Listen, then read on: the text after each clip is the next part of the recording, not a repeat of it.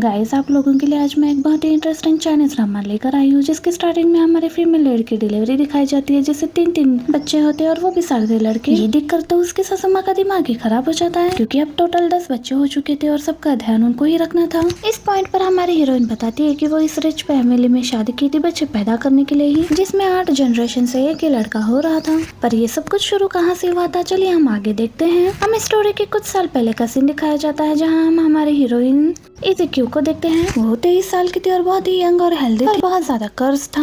और उसी टाइम पर उसे एक मैसेज आता है, जिससे उसे पता चलता है कि उसे उसके पापा का मेडिकल बिल भी पे करना है। सोचती है इतने पैसे कहाँ से लाऊं, क्या रातों रात इतनी अमीर कैसे हो जाऊंगी। इतने में उसे एक ऐड दिखाई देता है, जहाँ पर लिखा होता है कि जो रिचेस्ट फैमिली है वो अपनी डॉटर इन लॉ को हायर कर रहा है। उनके रिक्वायरमेंट्स ये थी कि लड़की चाहिए जो 22 से 25 साल के बीच की होनी चाहिए और उसे कोई बुरी आदत नहीं होनी चाहिए। और उसका काम क्या रहेगा, जो फू फैमिली का इकलौता वारिस है उससे शादी करनी होगी और उसके बच्चे को जन्म देना होगा। उसकी सैलरी क्या होगी, प्रेग्नेंट होने पर 5 मिलियन, बेटी होने पर भी 20 मिलियन और बेटा होने पर 30 मिलियन। ये देख के तो उसकी खुशी का कोई ठिकाना ही नहीं रहता। उसे पैसे जो मिलने वाले थे वो तुरंत रजिस्ट्रेशन करवाती है। अगले दिन वो इंटरव्यू के लिए जाती है। वहाँ पर बटलर यांग उसे हॉस्पिटल जाने के लिए कहता है, फिजिकल एग्जामिनेशन के लिए। और उस एग्जामिनेशन का रिपोर्ट आने के बाद ही उसे बताया जाएगा कि वो इस घर की बहू बन सकती है या फिर नहीं। वो बताती है वो बचपन से बहुत ज्यादा हेल्दी रही है, उसे कभी भी बुखार नहीं हुआ और न ही कभी सर्दी हुई है। बटलर कहता है फिर भी उसे ये फिजिकल एग्जामिनेशन करवाना पड़ेगा। उनके बताए हुए जगह पर पहुंच जाती है, पर वो तो मिलिट्री कैंप लग रहा था, पर वहाँ पर वो कहाँ पर जाए ये सोच ही रही थी। वहाँ पर उसे और भी लड़कियाँ दिखती है, जो हो सकता है कि इसी काम के लिए आई हो। ये सारी तो अमीर लड़कियाँ थी, बट हमारी इज़ेक्यू तो गरीब फैमिली से बिलोंग करती थी। सारी लड़कियाँ उसकी मजाक भी उड़ाती है, पर ठीक है ये तो एबिलिटी की बात है ना। फिर भी वो लड़कियाँ उसका मजाक उड़ाना कम नहीं करती। बट इतने में वहाँ पर बटलर वांग आ जाता है सबका टेस्ट लेने के लिए। करना क्या होता है ये तो अभी नहीं बताया जाता, बट ये सब कुछ मिस्टर पू की दादी जरूर देख रही थी। वो इज़ेक्यू को देखते ही उसे पसंद भी कर लेती है, बट एक्चुअली टेस्ट के बाद ही रिजल्ट निकलेगा। इन सबको मिस्टर पू को तो कोई भी इंटरेस्ट नहीं था, वो तो देखना भी नहीं चाह रहा था कुछ भी।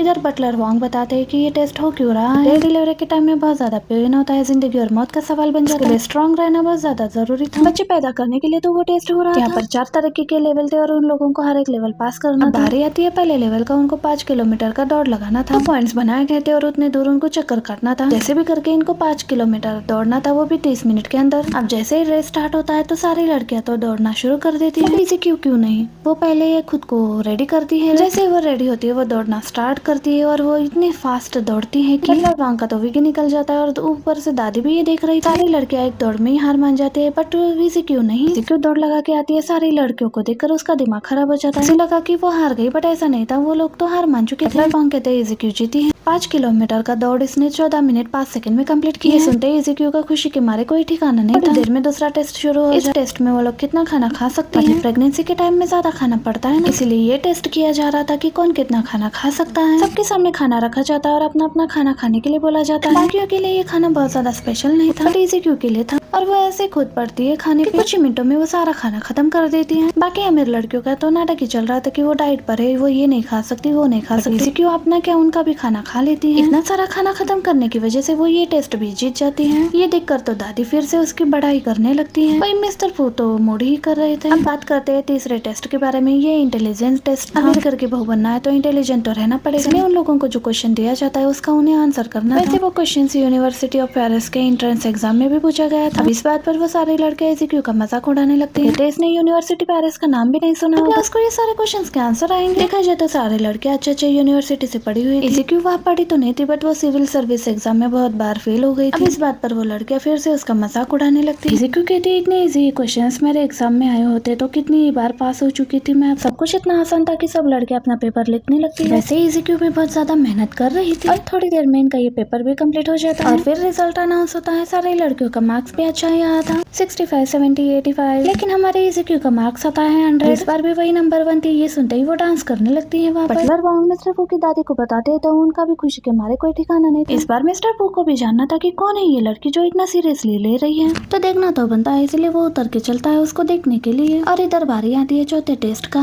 इस बार ये फोकस करना था कि वो लोग एक ही काम को कितनी बार कर सकते हैं। पेशेंस के साथ उन लोगों को वेस्टर्न डाइनिंग एटिकेट फॉलो करना था। सारे रखे टेबल बेयर्स को सही से अरेंज करना था। मतलब नाइफ और फोर्क के बीच में जो डिस्टेंस होना चाहिए सही होना चाहिए। सब कुछ एकदम परफेक्ट होना चाहिए। किसी एक का भी थोड़ा गलत हुआ तो सबको ये काम फिर से रिपीट करना होगा। वैसे ये काम बहुत सारी लड़कियों को करना नहीं आ रहा था, क्योंकि उनके घर में स्टाफ थे ना ये सब कुछ करने के। वो लोग तो बस खाने से मतलब रखती थी। उनकी बकवास एक तरफ और टेस्ट एक तरफ। उन लोगों का टेस्ट शुरू हो जाता है, सब टास्क करना शुरू करते हैं। थोड़ी देर में एक लड़के का कंप्लीट हो जाता है। बटलर वांग गए थे चेक करने के लिए, बट नहीं, वो गलत था। फिर सबको शुरू से शुरू करना पड़ता है। कुछ लड़के आकर वैसे रख देते हैं जैसे पहले था। अब जब फिर से करना शुरू करते हैं, किसी किसी को तो गुस्सा आ रहा था कि क्या एक ही चीज को बार बार रिपीट करना। इसे क्यों के लिए कुछ नया नहीं था। जब वो स्टोर पे काम करती थी, उसे बार बार एक ही चीज को अरेंज करना पड़ता था। बच्चे बड़े आकर सामान खराब कर देते थे और उसे वापस वैसे ही रखना पड़ता। सोचकर वो फिर से करने लगती है। मिस्टर बॉबी आकर देख लेते हैं कि आखिर वो लड़के है कौन। ये देखकर दादी भी खुश है। दादी को ये भी समझ में आ रहा था कि फूको ये लड़की कुछ ज्यादा ही पसंद आ रही है, क्योंकि वो उसी को ही देखने आया था यहाँ पर। इतने में दूसरे लड़के का कंप्लीट होता है, वो दिखाती है, उसका भी गलत आता है और फिर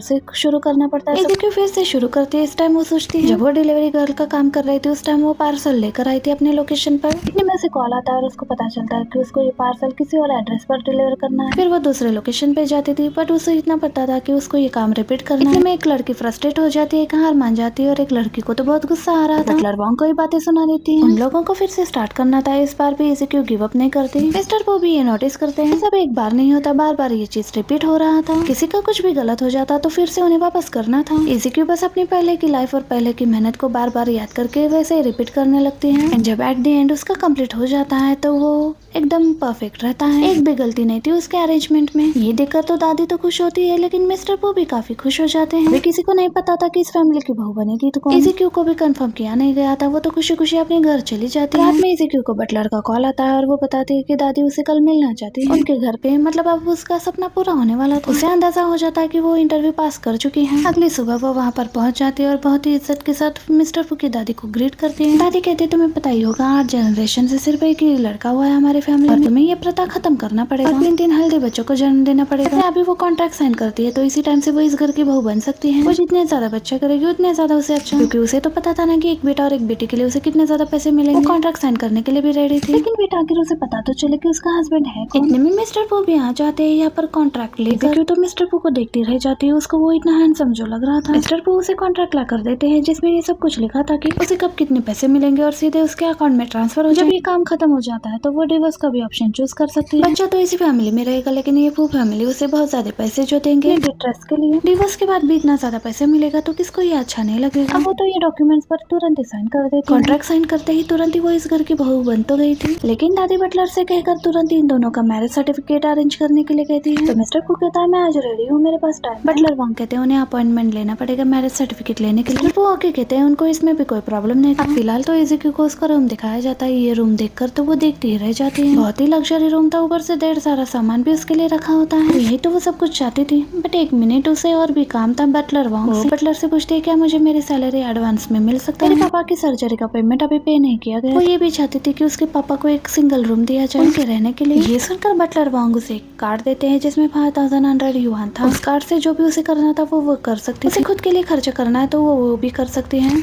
उसे ये भी बताया जाता है कि उसके फैमिली के लिए पहले से ही सारा अरेंजमेंट करवा दिया गया है। पापा प्राइवेट हॉस्पिटल में है, लग्जरी वीआईपी रूम। कल जो सर्जरी करना बाकी था वो भी कल हो जाएगा। उन लोगों ने best doctor best surgeon hire किए उस सर्जरी को कंप्लीट करने के लिए। इन सारी चीजों का खर्चा भी फू फैमिली ही उठाएगा। अब उसे किसी भी चीज के बारे में सोचने की कोई जरूरत नहीं है। और जो कार्ड उसे मिला है ये सिर्फ उसकी पॉकेट मनी है। ये सुनकर उसे बहुत अच्छा लगता है और अब वो बहुत ही ज्यादा डेडिकेटेड हो जाती है अपने काम को। जिस काम के लिए वो यहाँ पर आई है। वॉन्ग उसे कहते हैं कि आपको आपके पापा से मिलना है तो आप मुझे बताइएगा, मैं आपको ले जाऊंगा। तो फिर ठीक है, वो अपने पापा से मिलने के लिए पहुंच जाता है। डॉक्टर उसे बताते हैं कि उसके पापा की रिकवरी बहुत अच्छे से हो रही है। जिसके बाद वो अंदर जाती है अपने मम्मी पापा से मिलने के लिए। मम्मी उसे पूछती है कि इतने पैसे कहाँ से हैं सर्जरी करवाने के लिए। इस टाइम पर वो सच नहीं बताती, बस कहती है कि उसके बॉस बहुत अच्छे हैं, उन्होंने पैसे उधार दिए हैं। तो माँ भी कहती है ये बहुत अच्छी बात है, तुमको उनके लिए बहुत अच्छे से काम करना पड़ेगा। फिर अब ये बात तो सही था कि उसको तो रिपे करना था, पर किस तरीके से रिपे करना है उसको मॉम को थोड़ी पता था। वो तो बस उसे पता था। मॉम और डैड से अच्छे से मिलकर पहुंच जाती है सिविल अफेयरेंस ब्यूरो मैरिज सर्टिफिकेट लेने के लिए।